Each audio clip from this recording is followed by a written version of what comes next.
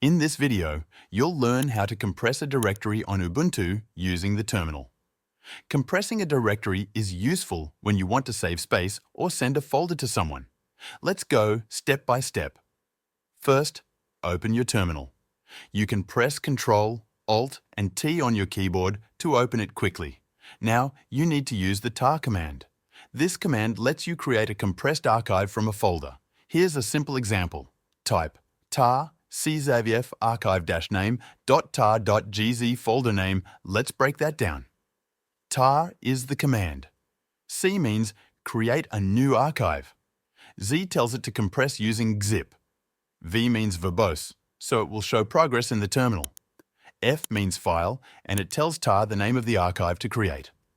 So, replace archive-name .tar.gz with whatever name you want for your compressed file. Replace folder name with the actual name of the folder you want to compress.